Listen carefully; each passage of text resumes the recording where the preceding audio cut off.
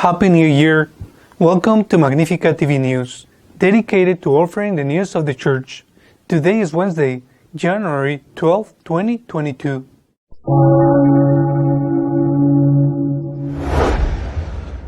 The Pope has received in his own hand the declaration against the German Synod.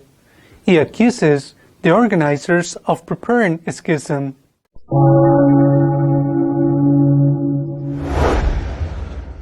Pope Francis has dedicated his monthly video to lament the existence of persecution for religious purposes.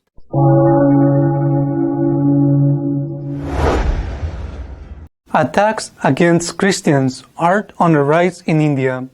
Among other things, Mother Teresa's nuns will no longer be able to receive help from abroad.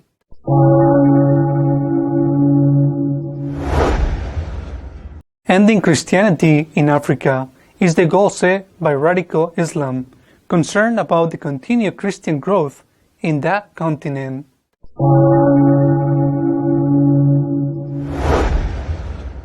The Packard Foundation, of the co-founder of the technology company HP, has dedicated $350 million to promote abortion in the world.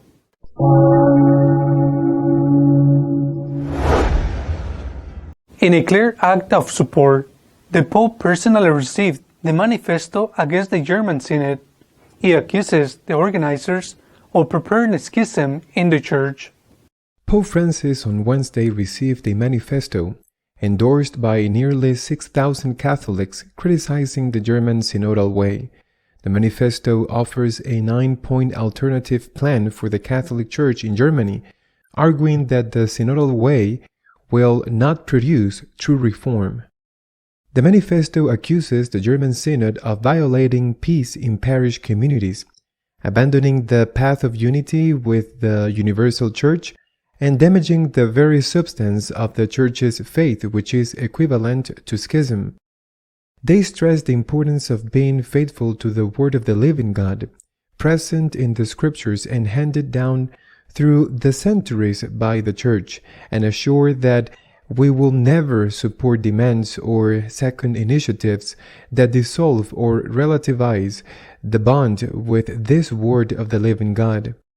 We do not want to be a church of disobedience and rebellion, and we reject any attempt at a special ecclesiastical path in Germany, states the document, which recalls the rejection in Germany of all the indications that have come from Rome, including the prohibition of blessing homosexual unions. It also recalls that the Church has no authority whatsoever to ordain women to the priesthood, and that all the faithful of the Church must definitively abide by this decision. It also accuses the Synod of adapting the Church's doctrine on marriage and the family to the demands of the world. They reject that a new sexual morality is being offered, and that marriage is considered only as a maximum ideal to which only a kind of elite of the faithful can aspire.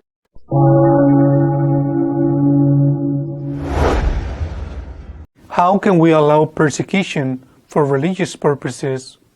The Pope said in the monthly video he dedicates to asking for prayers. The 7th year of the Pope's video, the global initiative that collects the Holy Father's prayer intentions, opened with a message against discrimination and religious persecution. In the January 2022 edition, the Pope assures that religious freedom is not limited to freedom of worship, but is linked to fraternity, and invites us to value the differences of others and to recognize above all the dignity that each person has as a human being. Francis begins with 2 direct, incisive questions that cry out for an answer. How can it be that many religious minorities suffer discrimination? How can we allow people to be persecuted simply for publicly professing their faith? According to the World Religious Freedom Report, published by Aid to the Church in Need, religious freedom is violated in 1/3 of the world's countries, where some 5.2 billion people live. The same report states that more than 646 million Christians live in countries where religious freedom is not respected. The Pope reminds us that religious freedom is linked to the concept of fraternity, and to begin to walk the paths of fraternity on which Francis has been insisting for years, it is imperative not only to respect the other, the neighbor, but to genuinely value him in his difference and to recognize in him a true brother.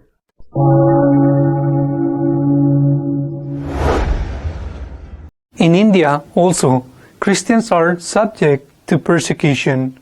Mother Teresa's nuns will no longer be able to receive alms from abroad to help the poor. The year 2021 ended as a year with the most violent episodes in history for Christians in India, recording 486 episodes of violence and hatred that shook the country. The Christian minority population has faced assaults perpetrated overwhelmingly by Hindu extremist groups across the country. The increase year-on-year in violence against a completely peaceful community in the last quarter of 2021 reached alarming figures. Complaints filed revealed that there was more than one attack per day, to a total of nearly 500 cases of violence in 2021.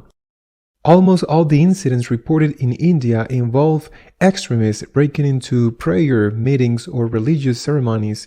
They take advantage of the impunity they enjoy to physically assault people while they are praying, before handing them over to the police on charges of forcibly converting others. It is in this context that the nuns of St. Teresa of Calcutta have been banned from receiving financial aid from outside the country. This ban puts at serious risk the help that these nuns offer to the poorest of the poor, but that doesn't seem to matter to those who persecute them.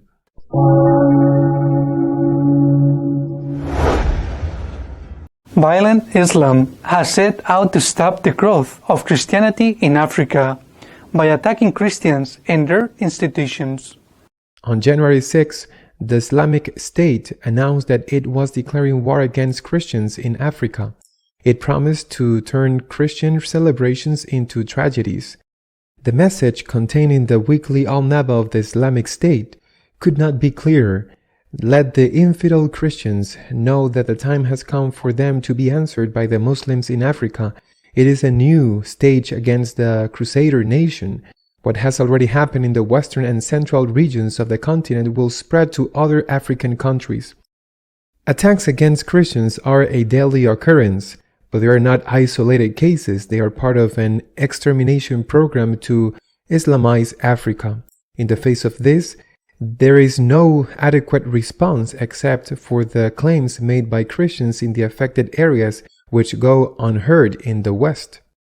In the message published by Daesh, they boast that the jihad is sweeping and burning the churches. It is the hell of Christians and their monks and faithful. Infidel Christians have found themselves in a situation they have not known for almost a century, and it will increase, they say.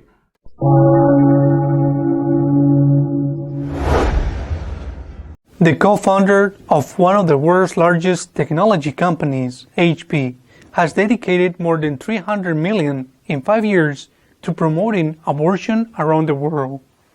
It's been calculated, thanks to reviews of his financial statements, that the foundation of David Packard, co-founder of the now deceased technology company Hewlett-Packard, has donated approximately $350 million in the last 5 years with the purpose of promoting abortions. These donations have been made by his foundation, which is run by one of his 3 daughters following the directives Packard left before his death in 1996, in which he explained his concern for the vertiginous birth rates and his desire to collaborate with population control. The Packard Foundation has been instrumental in the fight over the past year to deregulate mifepristone abortion pills, directing millions of dollars to liberal advocacy groups that led the legal and political push to remove barriers to abortion pill use in the U.S. Mifepristone is used to abort fetuses up to 10 weeks gestation, inhibiting the production of the hormone progesterone in the mother's body, which causes the baby to miscarry. Mifepristone is used to inhibit the production of the hormone progesterone in the mother's body, which causes the baby to starve.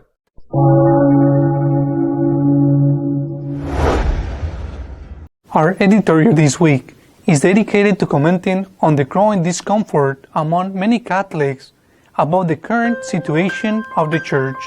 The German prismatics do not give truce, even at Christmas.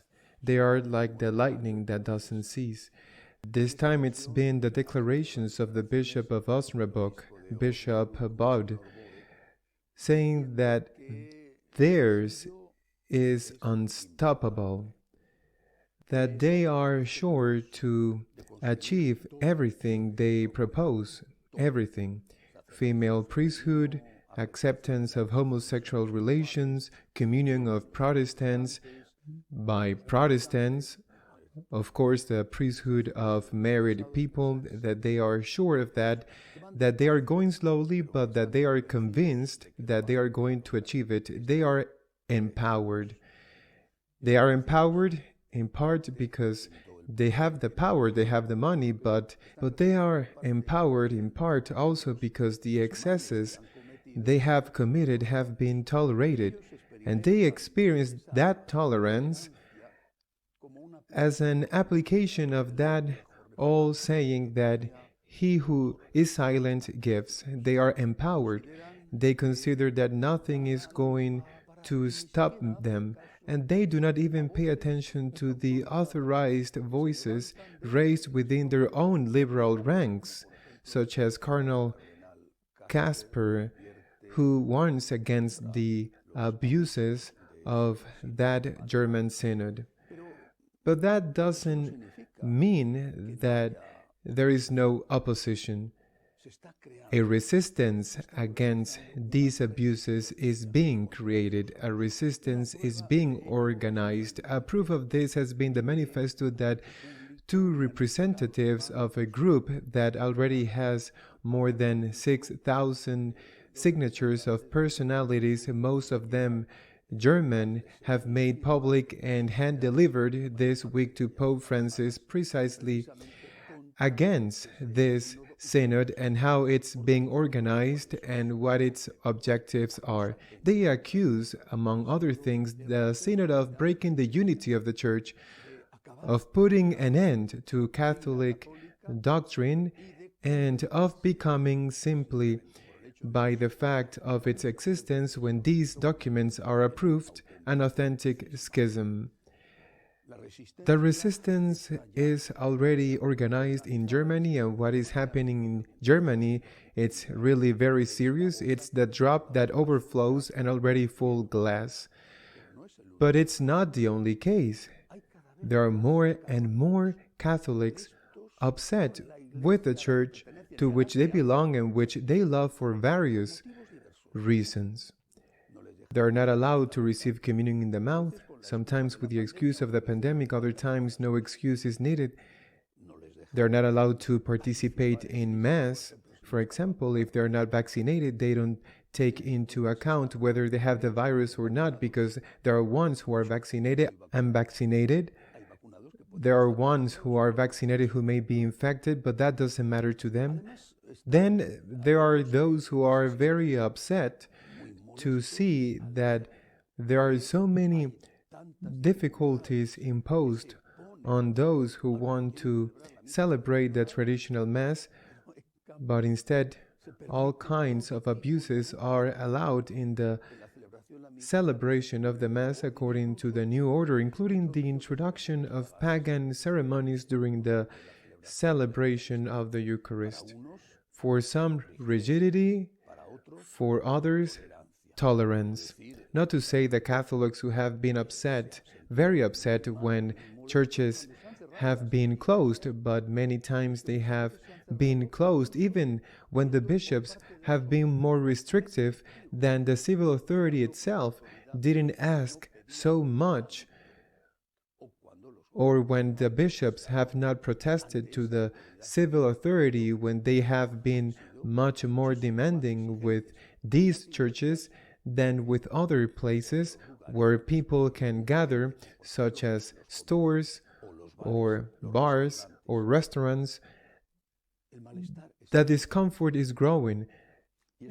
And this is very bad and very serious. Of course, many may minimize that it is nothing, that they are for cats, it doesn't matter, they are for traditionalists, but the unrest is growing among the laity and also among some young priests. The unrest is growing. Perhaps something that instead of minimizing it, it should be repressed, and the figures that can be more prominent within this incipient resistance movement should be finished and destroyed. The repression will not serve to put an end to anything. On the contrary, it will create martyrs and will also attract the sympathies of many who, until now, saw these people as conservative extremists, but who, seeing how they are being treated, will have the impression that they are right, because the repression with which they are being treated is not justified. It is very curious that in a time of synodality, where there is so much talk of listening of God's people, there is a sector of God's people who are not being listened to at all. And that sector of God's people is becoming increasingly angry.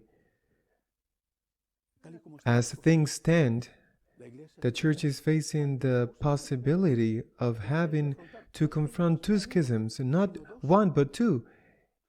A liberal schism, Protestant Catholic, or just plain Protestant, which wants to do away with all that has gone before and throw away 2,000 years of spirituality, tradition, teaching, liturgy, and another schism on the part of those who are angry and upset because the former are allowed to do everything and nothing is done to try to avoid that disaster.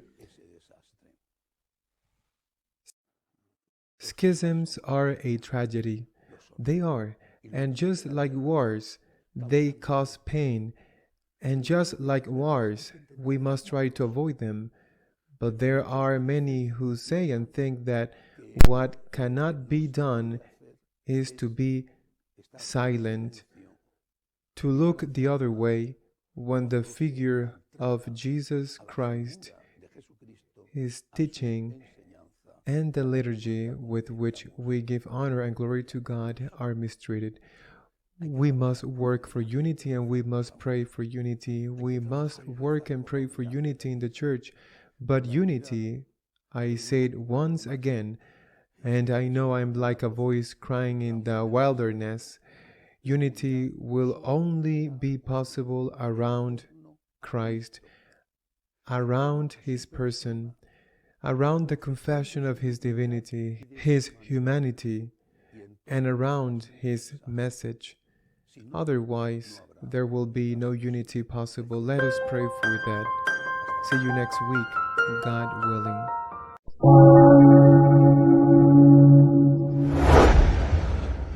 If you would like to keep up to date with what is happening in the Church, you can do so on our news page, www.magnificat.tv. See you next week, God willing.